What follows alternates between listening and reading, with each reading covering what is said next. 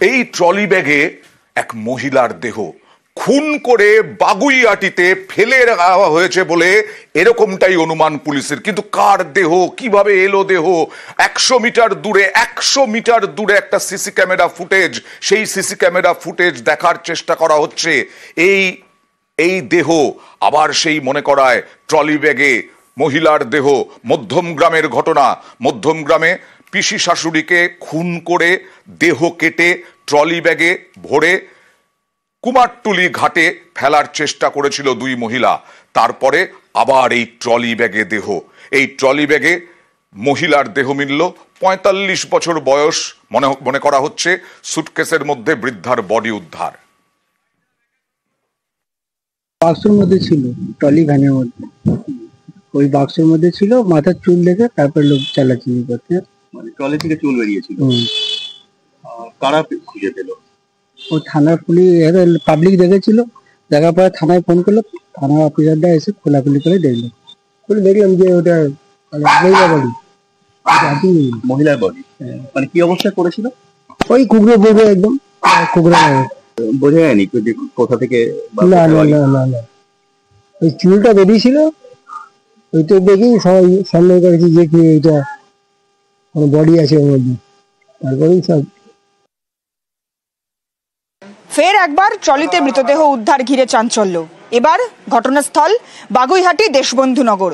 বাগুইহাটির দেশবন্ধুনগরের যে এলাকায় আমরা দাঁড়িয়ে রয়েছি, সেই এলাকায় এই যে জায়গা দেখতে পাচ্ছেন একেবারে নালার ধার, সেখানে আজ সকাল 9টা নাগাদ এলাকাবাসী, স্থানীয় বাসিন্দা, তার একটি সুটকেস পড়ে থাকতে দেখে, নস্যি রঙের সুটকেস, এবং সেই সুটকেস পড়ে থাকতে দেখেই তাদের সন্দেহ হয়। শুধু তাই নয়, সেই সুটকেস থেকে এক মহিলার চুলের অংশ বাইরে বেরিয়েছিল এবং তা বেরিয়ে থাকতে দেখেই স্থানীয় বাসিন্দা তারা পুলিশে খবর দেয়। বাগুইহাটি থানার পুলিশ তারা ঘটনাস্থলে আসে এবং বাগুইহাটি থানার পুলিশের তরফ থেকে যেমনটা জানানো হচ্ছে যে সুটকেসটি পাওয়া গিয়েছে, এখান থেকে যে সুটকেসে বছর 45-এর এক মহিলার দেহ উদ্ধার হয়েছে। কিন্তু সেই মহিলার পরিচয় কি, সেই মহিলার দেহ এখানে কিভাবে এলো, খুন নাকি অন্য কোনো ঘটনা, কিভাবে কারা সেই ট্রলি ব্যাগ, সেই সুটকেস এই এলাকায় ফেলে দিয়ে গেল, সেই গোটা বিষয়টি পুলিশ এই মুহূর্তে তদন্ত করে দেখছে। এলাকায় যে কয়েকটি বাগুইহাটির যে দেশবন্ধুনগর বা প্রতিবেশী পাড়ার যে এলাকা রয়েছে, সেই এলাকায় যে কটি সুটকেস, যে কটি সিসিটিভি ক্যামেরা রয়েছে, সিসিটিভি ক্যামেরাগুলিকে খতিয়ে দেখছে পুলিশ এই মুহূর্তে। গোটা বিষয়টি তদন্ত করে দেখছে এই মুহূর্তে বাগুইহাটি থানার পুলিশ। ক্যামেরা বিপুলের সঙ্গে সুস্মিতা, নিউজ 18 বাংলা, কলকাতা।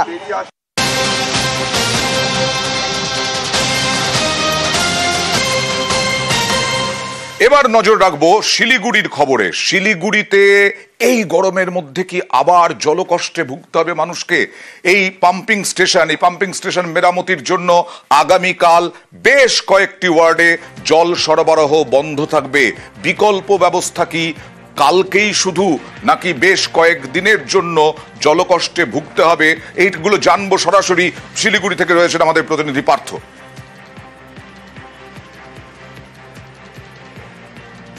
দেখো, তোমরা জানিয়ে রাখি, মেয়রের যেটা দাবি, একদিনের জন্যই কিন্তু জল বন্ধ, অর্থাৎ আগামীকাল দিনভর জল বন্ধ থাকবে। শিলিগুড়ির একাংশে 15টি ওয়ার্ডে জল বন্ধ থাকবে।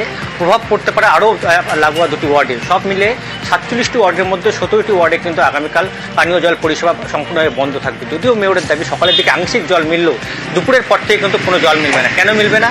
এই যে একটি পাম্পিং স্টেশন রয়েছে, সেই পাম্পিং স্টেশনেই কিন্তু সংস্কারের কাজ চলছে। আর সেই পাম্পিং স্টেশন থেকে যেখানে জল স্টোরেজ হয়, যে রিজার্ভার, সেই রিজার্ভার থেকে কিন্তু এই 15টি ওয়ার্ডে প্রতিদিন জল সরবরাহ হয়ে থাকে।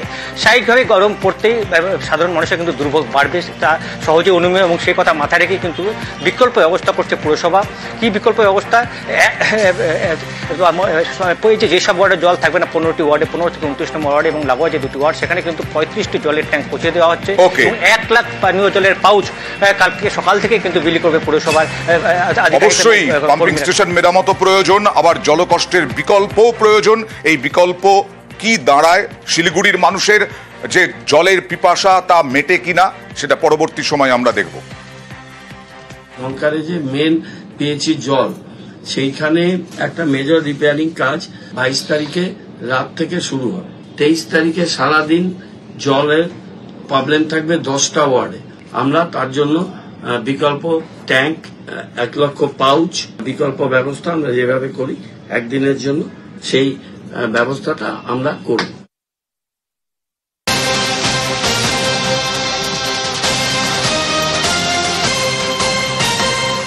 কাঁকসার খবর দেখাবো। কাঁকসায় মলানদিঘি বাস স্ট্যান্ডে সেখানে জলসংকট।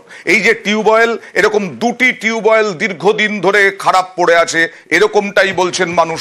দুর্গাপুরের কাঁকসায় এই জায়গাটাতে মলানদিঘি বাস স্ট্যান্ডে খারাপ টিউবওয়েল। কবে থেকে এরকম খারাপ? শুধু কাঁকসারই কিনা সমস্যা, নাকি শুধু ওই বাস স্ট্যান্ডে? স্থানীয়দের বক্তব্য দেখুন। খারাপ হয়ে গেছে, আমরা জলের সমস্যায় ভুগছি। আপনারা দেখুন যাতে আমাদের জল কলটা ঠিক হয়। এই গরমের দিনে যে আমরা এক ফোঁটা জল পাচ্ছি না, দুটোই অকেজ হয়ে পড়ে আছে। আমরা চাইছি যে কলটা ঠিক হোক। সরাসরি চলে যাবো অর্পণের কাছে। অর্পণ, এটা তো কাঁকসার সমস্যা নয়, গোটা কাঁকসার সমস্যা নয়, এই বাস স্ট্যান্ডের দুটো টিউবওয়েলের সমস্যা। দেখো, একেবারেই কিন্তু কাঁকসার যে মলানদিঘি পঞ্চায়েত আওতাধীন যে বিষ্ণুপুর গ্রাম রয়েছে, বিষ্ণুপুর গ্রামের কাছেই কিন্তু একটি বাস স্ট্যান্ড রয়েছে। মূলত এই বাস স্ট্যান্ডে তার আশেপাশে কিন্তু ছোট থেকে বড় মাঝারি অনেক ব্যবসায়ীরা রয়েছে, কারণ তাদের ছোটখাটো দোকান রয়েছে। পাশাপাশি কিন্তু পড়ুয়ারাও কিন্তু এই বাস স্ট্যান্ডে এসে তারা দাঁড়িয়ে থাকে। এবং দুটি যে টিউবওয়েল রয়েছে সেখানে পানীয় জলের সমস্যা প্রায় 4 মাস ধরে, কারণ তারা বারবার কিন্তু পঞ্চায়েতকে জানিয়েছেন, কোনো সুরাহা হয়নি। টিউবওয়েলে পানীয় জল আনতে গেলে কিন্তু দেখা যাচ্ছে টিউবওয়েল রয়েছে কিন্তু তাতে জল নেই, তাতে সমস্যায় পড়তে হচ্ছে ব্যবসায়ী থেকে পড়ুয়াদের। 4 মাস ধরে প্রবলেম। আর অর্পণ, আমি আসবো তোমার কাছে, ছোট্ট করে একটু আসবো তোমার কাছে, কারণ উপপ্রধান বলছেন 24 ঘন্টার মধ্যে সমস্যার সমাধান হয়ে যাবে। দেখুন, বিষ্ণুপুর গ্রামে যে গ্রামে আছে যে টিউবওয়েলটি খারাপ হয়ে আছে, সেখানে আমি লোক পাঠাচ্ছি, টেকনিশিয়ান আছে, তাকে আমি অফিস গিয়ে পাঠানোর ব্যবস্থা করছি, এবং 24 ঘন্টার মধ্যে যাতে মানুষ জল পায়। এটাই বলছিলাম অর্পণ, 4 মাস ধরে তুমি বললে খারাপ হয়ে পড়ে আছে, আর উনি এখন বলছেন 24 ঘন্টার মধ্যে। তাহলে এই 4 মাস হলো না কেন? কারণ এই 4 মাস ধরে কিন্তু এলাকার মানুষ তারা লিখিত আবেদন করা সত্ত্বেও কিন্তু এর সুরাহা মেলেনি। অবশেষে কিন্তু সংবাদ মাধ্যম যখন সেখানে পৌঁছায়, তারপরেই কিন্তু উপপ্রধান, বুঝতে পেরেছি, সাধারণ মানুষ বারবার অভিযোগ করছেন, লিখিত অভিযোগ দিচ্ছেন, তারপরেও কিছু হচ্ছে না। আমাদের খবর করলেই তবে তিনি বলছেন 24 ঘন্টার মধ্যে জলসংকট মিটবে। আর এ নিয়ে বিজেপিও থেমে থাকছে না, রাজনীতি। বিষ্ণুপুর বাস স্ট্যান্ডে সামনে প্রতীক্ষালয় এবং এখানে 50টা দোকান আছে, কিন্তু আমরা বিগত আজকে 1 বছর ধরে কলটা কোনো মেরামত হয়নি। মাঝে মাঝে একবার করে দরখাস্ত দেওয়া হচ্ছে, দরখাস্ত একবার দেখে যাচ্ছে এবং একই অবস্থা পড়েছে। পঞ্চায়েতের কাছে রিকোয়েস্ট করবো, টিউবওয়েল তৈরি হোক, রিপেয়ারিং বা নতুন হোক, তার সাথে সাথে এখানে যেন শৌচালয় করা হয় এবং যেন জল ট্যাঙ্কি করা হয় সাধারণ মানুষের সাথে। নকশালবাড়ির খবর দেখুন। নকশালবাড়িতেও জলকষ্ট, একাধিক গ্রামে জল নেই, কল আছে, কিন্তু আজব কাণ্ড, এখানে একটি রাজনৈতিক দলের অফিস রয়েছে, সেই রাজনৈতিক দলের অফিসে নাকি জল আছে, কল আছে। তাহলে গ্রামের বাসিন্দারা কি দোষ করলেন? নকশালবাড়ির বিভিন্ন জায়গায়, বিভিন্ন গ্রাম পানীয় জলের কল বসেছে রাজনৈতিক দলের অফিসে। সাংসদের টাকা দিয়ে জলের কল তৈরির অভিযোগ 1,90,000 টাকায়। কথা বলবো প্রতিনিধি বিশ্বজিতের সঙ্গে। বিশ্বজিৎ, এইখানেই শুধু জল পাওয়া যাবে, আর কটা গ্রামে জল পাওয়া যাবে না? তখন নকশালবাড়ির বিভিন্ন এলাকায় কিন্তু জলকষ্টের ছবি এর আগে আমরা বহুবার তুলে ধরেছি, এবং সেটা নতুন নয়। বিভিন্ন গ্রামে কল বসলেও জল পড়ে না, কোথাও আবার পাইপ ফেটে বিভিন্ন জায়গায় জল বইছে। এ ধরনের পরিস্থিতিতে দেখা মিলল যে নকশালবাড়ি তৃণমূল কংগ্রেসের দলীয় কার্যালয়, সেখানে সাংসদ তহবিল থেকে জলের টিউবওয়েল বসানো হয়েছে, আর যা নিয়ে শুরু হয়েছে বিতর্ক। বিভিন্ন রাজনৈতিক দলের যারা সদস্য তারা কটাক্ষ করছে যে জলকষ্টে ভুগছে বিভিন্ন চা বাগান, বিভিন্ন গ্রাম, আর সেখানে জলের দেখো, তৃণমূল কংগ্রেসের দাবি যে অন্য জায়গায় এই জলের কল বসানোর কথা ছিল, কিন্তু সেখানে জমি সংক্রান্ত সমস্যা থাকার জন্য এই কল কিন্তু বসানো হয়েছে দলীয় কার্যালয়ের পাশে। কিন্তু সমস্যা কবে মিটবে সেরকম কিছু আশ্বাস?